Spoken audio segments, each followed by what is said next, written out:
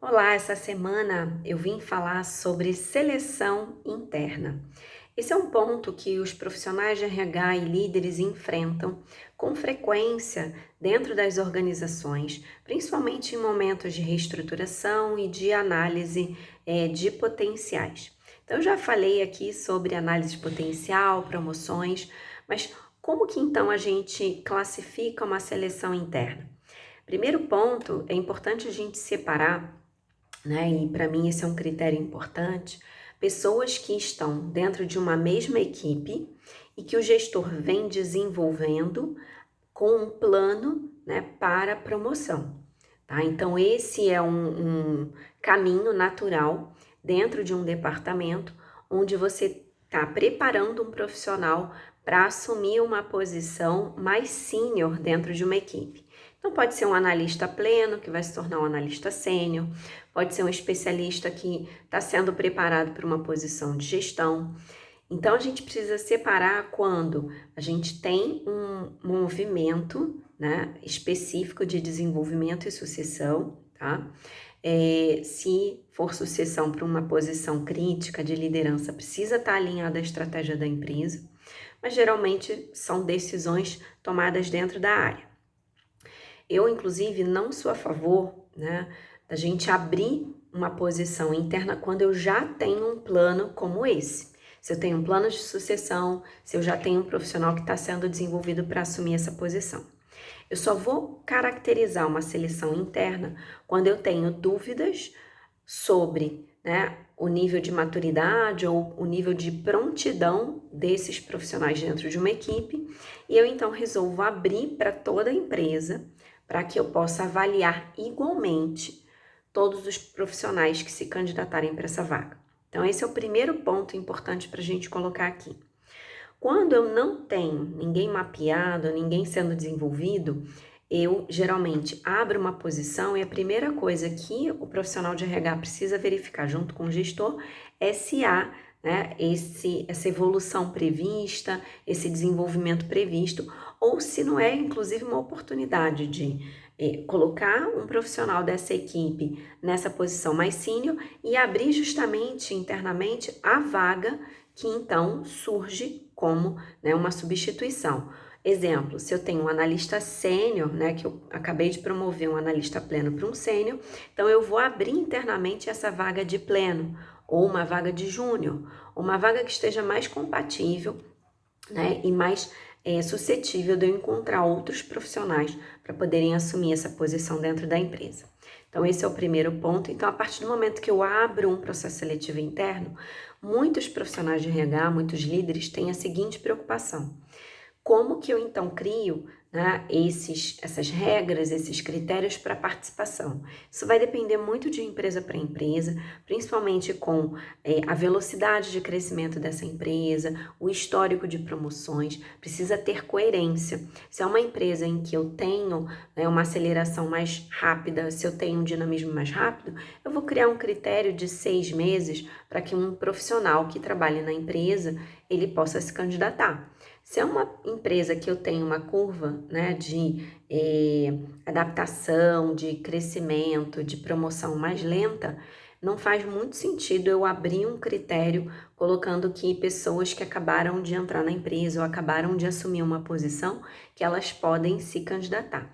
Então, esse critério de quanto tempo mínimo a pessoa precisa ter, ou na empresa ou na posição atual, um exemplo, uma pessoa que acabou de ser promovida, ela precisa ter, vai depender de empresa para empresa, da cultura da empresa e de como que você vai definir isso. Hoje, o que eu posso dizer é que o mercado vem adotado, né, critérios cada vez mais curtos, onde não vou colocar 5 anos para uma pessoa ficar numa posição até ela se candidatar para posições internas, porque hoje em dia a própria característica do profissional é que ele deseja ser reconhecido, ser desenvolvido, crescer de forma mais rápida dentro de uma empresa. E, por fim, outra preocupação que existe muito forte é dos profissionais, né, que vão ser aprovados e até que ponto o gestor ele permite, o que eu vou usar aqui essa palavra, ou não a pessoa ir para uma outra área. essa permissão não existe mais. Ou você, historicamente, eu já lidei com situações que o gestor achou que não poderia permitir e perdeu, na verdade, para o mercado. Então, é importante a gente pensar o seguinte: eu prefiro perder internamente esse talento e movimentar e dar oportunidade de carreira para esse profissional dentro da empresa do que perder para o mercado, certo?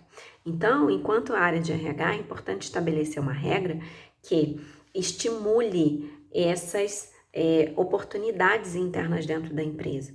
O gestor ele não tem que permitir, mas ele pode sim ter algumas questões para negociar prazos, para se essa pessoa está envolvida em algum projeto muito crítico. Então, tudo isso vai depender desse mapeamento do posto crítico, né? Até mesmo no dia a dia, na conversa com esse profissional. Se o profissional não está engajado e ele deseja ir para uma outra área, é aí que esse gestor precisa conversar.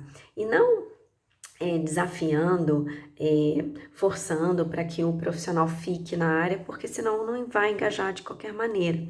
Mas é dando significado, mostrando a importância, reconhecendo que esse profissional é importante ali. Não quer dizer que uma pessoa, por ser importante, por ocupar uma posição extremamente estratégica, fique 10 anos na mesma função. É a mesma coisa, você não vai realmente dar oportunidade de desenvolvimento e desafios. Então, todos esses pontos, eu acredito que um processo de seleção interna, ele vai esbarrar com plano de sucessão, com plano de desenvolvimento, com a liderança. Por isso que é extremamente estratégico e sensível.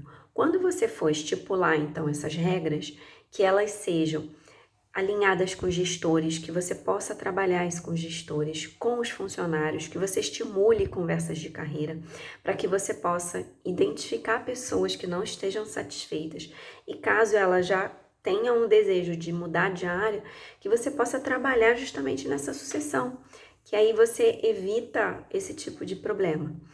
Um outro ponto importante, além dessa questão de, não pode, o que é absurdo, né? Hoje em dia é inaceitável, é você estabelecer um prazo, né, máximo, porque tem gestor que acha que vai liberar a pessoa 12 meses depois, e isso vai inviabilizar qualquer gestor de querer aceitar um profissional que só vai chegar 12 meses depois.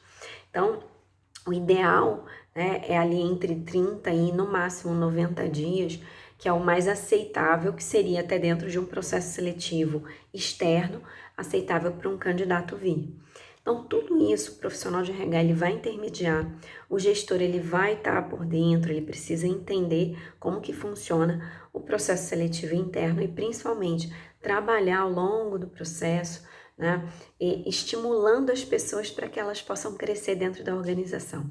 A gente precisa desenvolver, dar oportunidades, né, realmente oferecer treinamento. Eu já vi casos de pessoas internas que são aprovadas, mas que, obviamente, acabam não tendo ali a competência 100% e que, né, por conta disso, o profissional rapidamente, né, o gestor rapidamente cobra desse profissional um desempenho de um dia para o outro. A gente precisa, tanto externo quanto interno, cuidar do onboarding, cuidar do treinamento, cuidar do acompanhamento. Não é porque a pessoa está na empresa que ela não vai precisar desse tipo de apoio.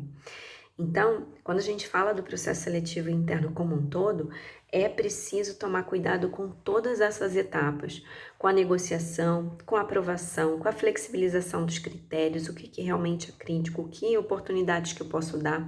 E outro ponto importantíssimo é, geralmente o gestor fala, não, ninguém na empresa tem esse perfil. Tem que dar oportunidade sim. Uma empresa de 200, de 2.000, de 20.000 profissionais, é impossível que um gestor conheça todos os perfis e ele pode se surpreender positivamente com muitos talentos internos. Então é isso, eu desejo sucesso para vocês nos processos seletivos internos da empresa de vocês.